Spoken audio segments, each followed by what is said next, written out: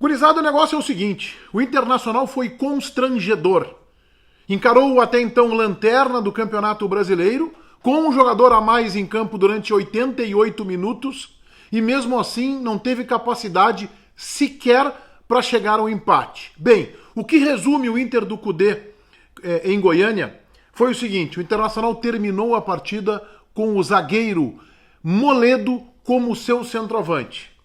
Isso diz muito da organização tática colorada contra o lanterna da competição. E neste vídeo eu vou te falar sobre esta atuação incompetente do Inter contra o Goiás. Vamos lá então, vamos analisar essa atuação lamentável do Internacional, que perdeu para o Goiás 1-0. O Inter jogou durante 88 minutos com um jogador a mais, porque o seu adversário teve logo na saída 2 minutos, nem tinham se completados ainda, quando o Goiás teve um jogador expulso, e mesmo assim o Internacional não teve competência para construir uma vitória. Bom, eu sei que o Inter é o líder do Campeonato Brasileiro, faz uma campanha muito boa, 10 jogos, 6 vitórias, 2 empates, 2 derrotas e um aproveitamento interessante de 67 pontos percentuais. Mas eu tenho que falar do jogo contra o Goiás. O Inter desperdiça oportunidades de disparar na tabela do Campeonato Brasileiro de forma imperdoável. Mas antes de seguir adiante, eu te convido para que você se inscreva no meu canal, ative aí as notificações e deixe o seu like se gostar do vídeo. Você pode até não gostar da atuação do Inter, mas se gostar do meu vídeo, deixa o teu like aí, compartilha com os amigos e te inscreve no canal do Menegas. Aqui você sabe, aqui não estou para fazer jornalismo esportivo amiguinho de Inter, de Grêmio, de dirigente, jogador, treinador. Aqui é jornalismo esportivo com isenção editorial, com independência. Aliás, eu já quero dizer para vocês o seguinte, eu estou mudando minha maneira de analisar esse negócio de time reserva, time misto, time titular. Se não for desfalque por suspensão ou por lesão, é o Inter em campo, é o Grêmio em campo. E eu vou analisar conforme a escolha do seu treinador. Não é isso que eles dizem, jogamos com o melhor, pode estar com um time descaracterizado. Pois eles que paguem essa conta. É assim que eu vou analisar a partir de agora. Desfalque vale quando tiver jogador suspenso ou machucado. O Inter teve uma atuação horrorosa, uma das piores da temporada. O Inter do Cudê não foi a Goiânia. Aquele Inter intenso, de marcação alta, não fazendo o adversário respirar, o Inter organizado taticamente, este ficou dentro do avião. O que se viu foi uma caricatura de um time de futebol. O Internacional foi horroroso, pois há 2 minutos o Goiás teve um jogador expulso. O Internacional fez um primeiro tempo apático. O Internacional fez um primeiro tempo assim, parece que estava jogando, parecia um jogo treino.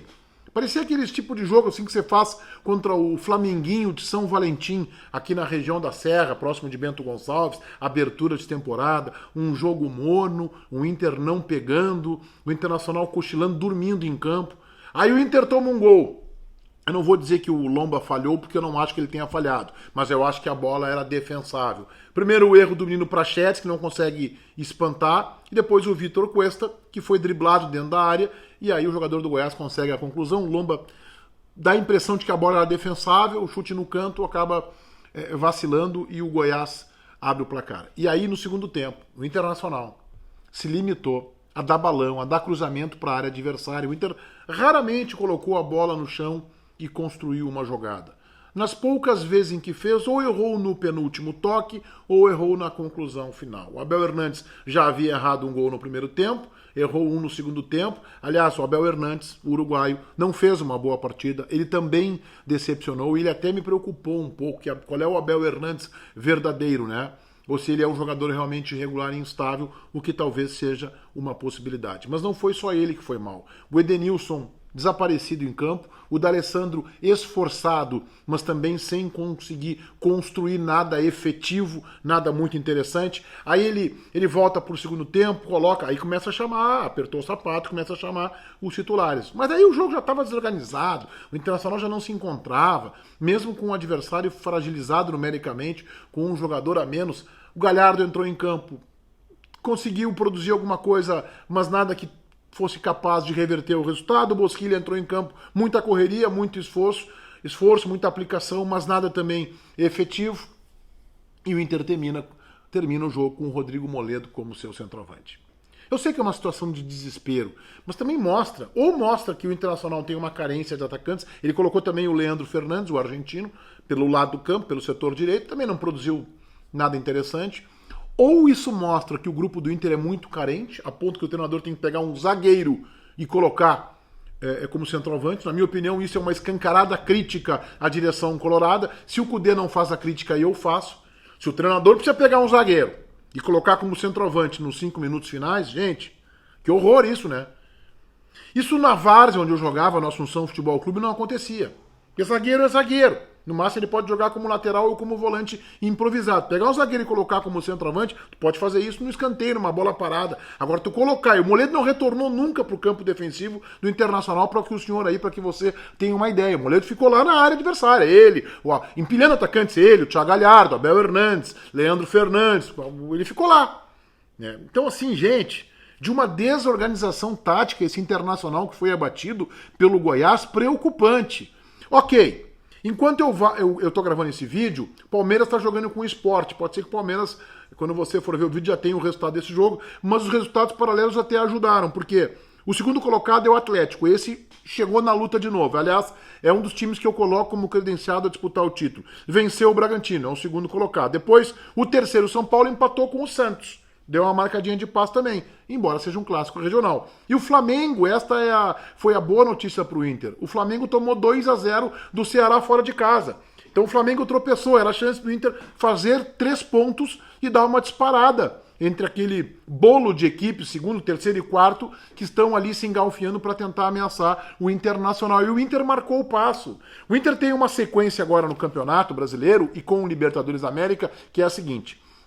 O Inter tem 2 jogos em casa pela Libertadores da América e depois sai para definir a classificação em 2 jogos fora, em Cali e em Santiago. Primeiro, o Inter pega quarta-feira o América de Cali em casa, no Beira-Rio, tem a obrigação da vitória para encaminhar a classificação. Depois o Internacional tem, no sábado, Fortaleza fora, jogo difícil. O Fortaleza não que seja um grande time, é figurante do Campeonato Brasileiro, mas é um time bem montado pelo Rogério Ceni, é um time que vai dar trabalho. Aí o Inter tem depois o Grenal pela Libertadores da América no Beira-Rio. O Inter tem depois o Grenal. Aí dia 26 o São Paulo em casa no Beira-Rio, um concorrente direto pelas primeiras posições do Campeonato Brasileiro. E no dia 3, mais um Grenal aí pelo Campeonato Brasileiro na Arena. Olha a sequência do Inter. América de Cali em casa, Fortaleza fora, Grenal pela Libertadores em casa no dia 23, São Paulo dia 26 também no Beira-Rio, e depois no dia 3 volta o Campeonato Brasileiro, sequência do Brasileirão, o Grenal da Arena. 2 jogos em casa pela Libertadores, um fora pelo Brasileiro, um em casa e depois mais um fora na Arena.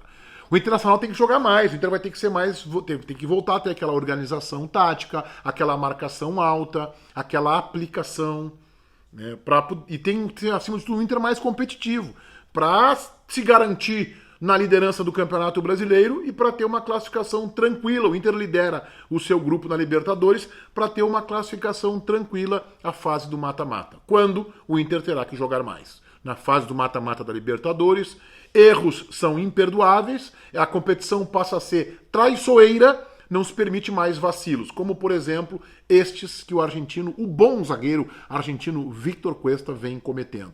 O Cuesta virou... Vocês lembram quando a gente criticava o Inter do Argel, em que o Paulão era armador? Pois a partir dos 20, 25 segundos do tempo, o Cuesta virou armador, porque era todo mundo para a área do Goiás, ela louca. Assim, ela louca, né? Todo mundo na área do Goiás, e o Cuesta dominava a bola pela meia esquerda, dava um tapinha pro lado, driblava às vezes alguém e cruzava. Cruzamento frontal, sem nenhum perigo, todo mundo sabe que o cruzamento perigoso é aquele que vem da linha de fundo, que pega o atacante de frente pro gol e pega o zagueiro de costas, tendo que marcar. Então, o cruzamento lá da intermediária. Lá, o Internacional completo, o Inter não tinha nenhuma organização, nenhuma disciplina tática para poder construir uma jogada com a bola no chão para vencer o Goiás, que é um timeco, gente. O Goiás é um timeco, o Goiás só tem algo em disputa para o Goiás nesse Campeonato Brasileiro, que é a tentativa de ficar fora dos rebaixados, que eu não sei se ele vai conseguir. Acho que, inclusive, não é nem tendência. O Goiás é candidato fortíssimo a disputar a Série B no próximo ano. E o Internacional conseguiu perder para esse time, perdeu bem perdido para esse time, e com um jogador a mais em campo durante 88 minutos. O Inter tem que saber que acendeu uma luz laranja no painel, luzinha laranja do Internacional no painel, para ele parar, pensar, refletir E parar de achar que vai entrar em campo e que vai ganhar os seus jogos naturalmente só porque ele está na liderança. Eu tenho essa impressão do Internacional nos últimos jogos. O Inter parece deu uma subida na tamanca, sabe? Subiu nos tamancos, tá bem, eu sou o líder, então o gol vai sair uma hora. E aí toma um gol e não consegue reagir. O Inter tem que voltar a ter aplicação. Tem que voltar a saber que é um bom time de futebol e não mais do que isso. E que se tiver novamente uma sequência de bons resultados, passa a ser um time muito bom, um time confiante e confiável. O Inter pode ser até um time que esteja com excesso de confiança, mas ele se torna inconfiável quando ele desperdiça pontos em casa desnecessariamente, como foi contra o Bahia, e quando ele perde um jogo imperdível. Uma atuação inqualificável, lamentável, constrangedora do Internacional do Cudê. E eu separo isso da campanha no campeonato. É boa a campanha, o Inter é líder, 67% de aproveitamento, o que é interessante, mas a atuação em Goiânia foi realmente muito preocupante. Te inscreve no meu canal, deixa o teu like se gostar do vídeo, ativa as notificações, te inscreve no canal do Menegas. Feitoria, vai um abraço.